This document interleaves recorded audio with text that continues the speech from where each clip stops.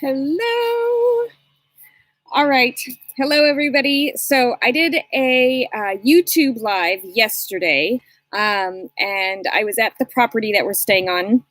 And the video was a bit glitchy and pixelated, but at least there was audio. So we're getting there. We're getting there. So I wanted to share today. So if you have YouTube and you want to hop over to YouTube, otherwise stay with me on Facebook. Hello.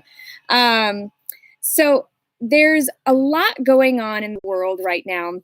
And there's a lot of this aspect of life going back to normal. Okay.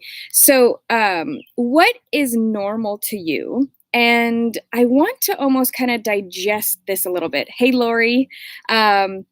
So I really want to kind of digest what normal means with you and what were the feelings of normal, because a lot of the people that I was working with prior to the pandemic, prior to the shutdown, normal wasn't okay. Normal wasn't enough. Normal didn't feel good. So I'm wondering, there's this big sense of urgency of going back to normal. And this might be controversial to some people. Some people might get a little upset, and that's okay. Share that with me. I'd love to have some dialogue right now about what was normal to you and is going back to something that was broken and not necessarily great better than moving forward and creating something on purpose and with intention and with awareness. So I get that this might be touchy because people are saying, but I'm out of work and I'm not able to live sustainably. But what if you took the time right now to shift gears to actually create life that was more purposeful or create more awareness? And if you do love what you did, is there a way that you can go back to that with even more intention, with even more awareness, with even more sustainability? Hey, Monia. So if you are here, and say hi, I'd love to hear from you. So there's this aspect of creating sustainability or financial sustainability or thriving with your natural gifts. I really shared a lot of this. In the YouTube live that I did yesterday. You can find our YouTube channel at YouTube /C/homeschooly. I'll put the link below. Hey, Allie. So, hi, Lisa. So I'm really talking today about how we can create and really live on purpose with intention, because I feel like going back to something, I mean, the amount of mental health issues prior to the pandemic were equal, were equivalent. We are not having more mental health issues now because of the pandemic. They are just coming out. They are being highlighted and spotlighted and exaggerated right now because of the circumstances and the experiences going on. You don't overnight get mental illness, or you don't overnight get health conditions. The mindset and the mental health of individuals does not happen over the course of 2 weeks. Okay?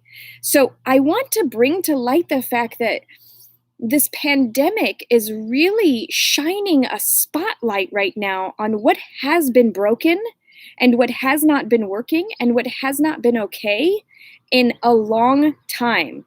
I love it. Never going back, and I'm taking people with me. Yeah.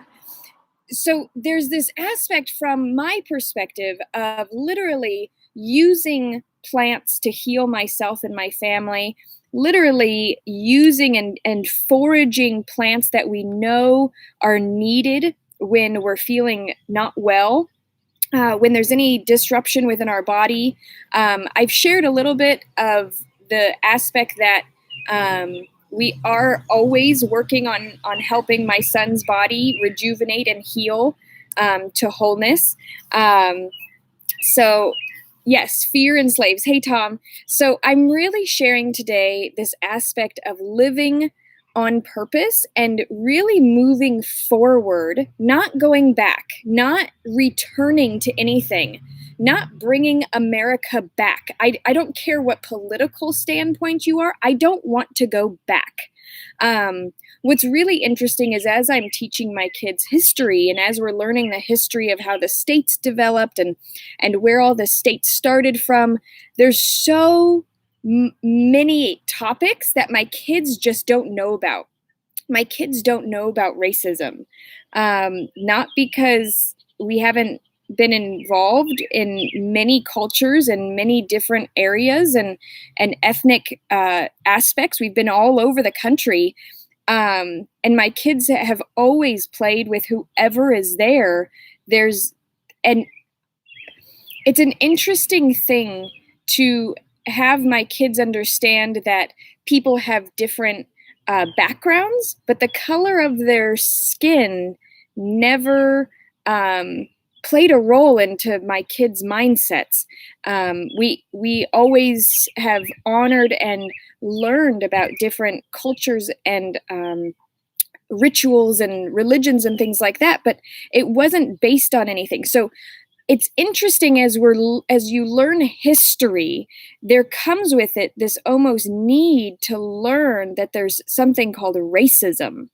And as we're learning and digesting and doing all of these things, there's something very raw from my perspective of actually having to teach my children that racism is something that is prevalent still in our society. Like this, it's something that is mind-boggling to me. The fact that people are, and I'm not trying to downplay, because I know that as a white person, a Caucasian person, my experience is very different than other people because racial profiling exists. There's places that exist that this is very real. So I'm not downplaying this whatsoever. What I'm doing is creating awareness around the fact that there's people that are prejudiced to other people because of their religion, because of their beliefs, because of the color of their skin. And this, for me, takes away from living on purpose. I truly believe that our gifts, our innate abilities are what we came to this world to live and to give and to share is something that comes so effortlessly through us.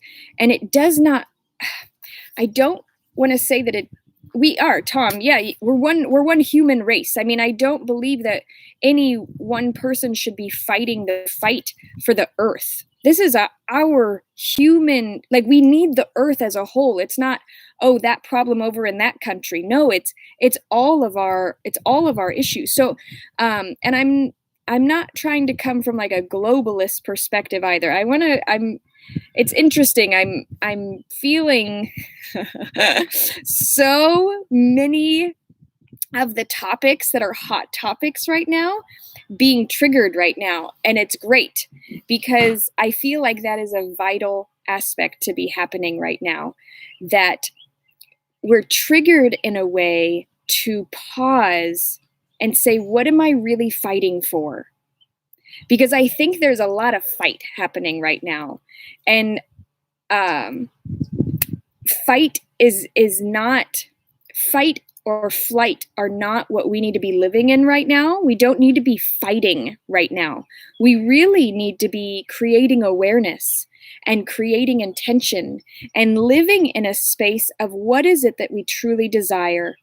And yesterday during my YouTube live, I really talked about how vital it is to really understand your gifts, your innate abilities, because when you're truly thriving in your innate abilities, when you're truly thriving in what your God-given talents are, the world opens up to you in a way that is truly miraculous. And so I really want to encourage you today to make a list of what is it that truly lights you up. Like, what is it that really lights you up? That really just, that it puts that like oomph in you. Hey, Tutu and Anne. So, what is it that you like? I know there's Anne just jumped on, and Anne is actually, she has followed her God given gifts. She is incredible with plants. She's incredible intuitive healer. She is incredible at working with earth energy. And she moved to Alaska with her family to further her career and able to do that. And so I really want to share that you don't have to like step away from society in order to find your path. But there's a lot of people just grinding, just doing the grind. And if that's what makes you happy, then I'm not talking to you. You know what I mean? Like, if you are cool with that and you're like, I put in my 9 to 5 and I come home, cool. But if you're like hungry for something more and you're really trying to find what it is, where you fit in this world, this is a big part of how I work and help people. Creating simple action plans, creating simple business strategies, creating simple maps using your innate abilities to literally map out how to create a lifestyle that revolves around sharing and utilizing your gifts versus having to conform to what is normal. If you're watching me on this Facebook Live, you probably don't really fit into normal anyway. Like, everything I do is alternative. From alternative, I birthed my baby girl in a bathtub at my mom's house with no medical assistance. We eat alternatively. We forage for our medicine. We live in a converted school bus. We unschool, which is even more different than homeschooling. So everything that I do, and I've gathered friends in all of these alternative aspects. So if you're here, I'm sure that you are not quite normal. You don't fit in to a lot of these little boxes of, that a lot of people want to put us in. And I think this is really an opportunity where you can step forward and really create something so incredibly magical that will literally change your world and the people that you interact with. Yeah, I love that. Natural Allie Brown. She's like, every time I'm around people, I realize how weird I am. I love it. All right, Tom, we'll see you soon. Yeah, and that's it, where it's almost, I wrote a little meme about like, what's your weird? And we're all kind of weird. We all have our weird. I love it. Yeah, home birther there. So, and you're realizing that it's the home birthers, it's the homeschoolers, it's the alternative medicine people, it's the people who are eating or a different way rather than the SAD or standard American diet. It's the people that are stepping out of the norm that are actually, the entire world is having to step into the out of the norm box. So when we're talking about going back to normal, is that really the right choice? I think us, spending more time with our children through homeschooling, actually choosing what we choose to teach our children, is a vital component of our freedom as parents. And, teaching and being able to feed them what we feel like they should be fed. And that's spiritually and energetically and emotionally, as well as like physical food. And then there's this aspect of, business as usual, right? And I feel like a lot of the business as usual, we used and we use, I'm sure, Amazon's doing great right now. We use consumerism and buying things as a coping skill to help us feel safe. Hey, Paul. So there's this aspect of going back to normal, of being able to just go wander around a store to purchase things impulsively. Um, there's this need to go back to normal, to be able to do whatever we want. But I feel like people almost might be realizing that they weren't um, they weren't actually as free as they thought they were. I don't know. I think that realization is really coming to light right now. Like, wow, I'm stuck in my living room or stuck at home and I really didn't utilize my ability to travel as much as I could. Or maybe I didn't realize that, I could do whatever I wanted in this world prior to the pandemic. And I didn't take advantage of maybe A, B, and C as much. Or maybe now that I'm stuck in this place, I mean, I see all these opportunities that I never took before. The beach was only an hour away, or that forest or that hot spring that I could have hiked to. And I think what is happening is there's an awareness that is going on that is tugging at our souls right now in a very real way, where normal is not what I've never craved normal, and I'm sure you don't either. Which is why everybody, hollering for normal, it almost breaks my heart. It's like, no, this is our opportunity to not do that same thing. Hey, Rita, thanks. And yeah, I love it. Allie, totally Soul Tribe, right? We gather these people that ignite us, because we're meant to be ignited by those that we join ourselves with and connect ourselves with, right?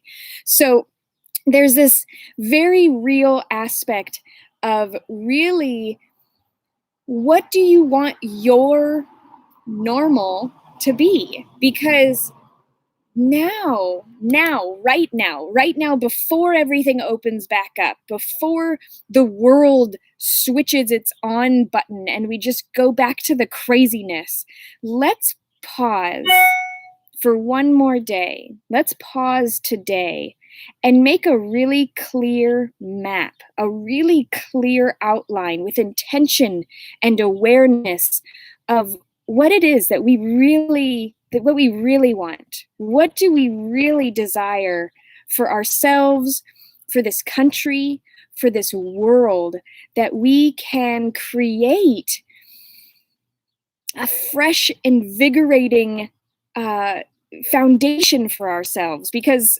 normal is not what I want.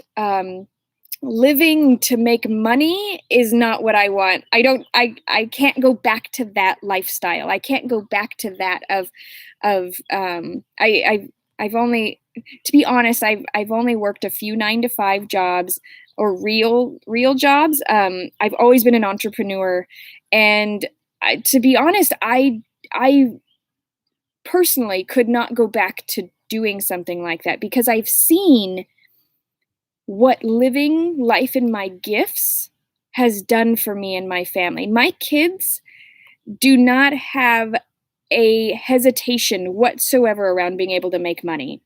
Hey, Jen, they really don't. We go to events or they see something.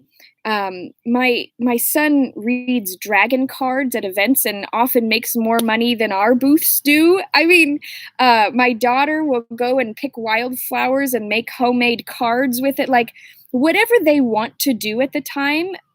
I posted a video from a couple years ago. My son made a snail selling business. He loved and is passionate about snails. He would collect the snails from my mom's house when he found out that she was going to use snail killer on them. So he gathered all the snails up, mated them, would sell parents and babies to his friends, and made a whole business out of it. So, like, I feel like there's so much fear and hesitation when people think about making money with what they love. And there's so many amazing examples around this, such as Oprah made a business around her love of talking to people. Betty Crocker made her entire, she became famous from her love of simple down-home cooking. there's just so many opportunities to literally create whatever it is that you want to create, but you've got to get out of your own way. And this is a lot of what I help people with, is getting out of their own way, ending the sabotage, not sabotaging themselves anymore, and really stepping into this framework of allowing for your innate gifts and abilities, and to heal the trauma, to heal the conditioning that you grew up with, to heal the abuse, to heal the conditioning that you yourself are not good enough or valuable enough. So these are all aspects of things that I help people reprogram and help them make clear action plans to living this sort of lifestyle. So right now is an absolute perfect timing to literally create a game plan. How is it that you are going to create what it is that you desire and really make that happen? So if you're interested in kind of sharing more or getting some more thoughts or bouncing ideas off of people in a really safe space, I want to invite you to the Magical Mothering Facebook group. I will put the link here, but it's facebook.com/groups/magical mothering. And in this group, you could literally just write a post sharing maybe some of your ideas, and people will help inspire or share what they're doing. And it's really just a safe community space to do that in.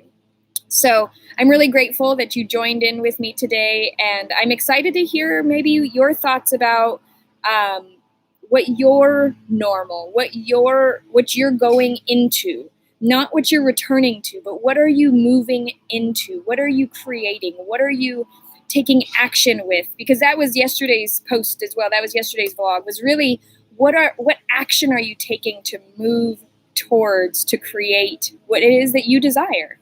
So I look forward to hearing from you. And as always, if you want to work more closely with me and create an action plan, or really create a way and get a vision for what it is that is possible for you, send me a private message, or you could go to my Homeschooling Facebook page and book a session, and we'll get this figured out for you specifically, because I don't feel like this time right now is for nothing. I feel like this time can really be utilized to ignite within each one of us what it is that we're really passionate about, and start living with more purpose, start living with more excitement and on fire, and with a different awareness of how important we all are to each other. Because if anything, that's what we've realized, is we are vital to each other. We need each other in order to really thrive. So thanks for being here, and I will talk to you soon.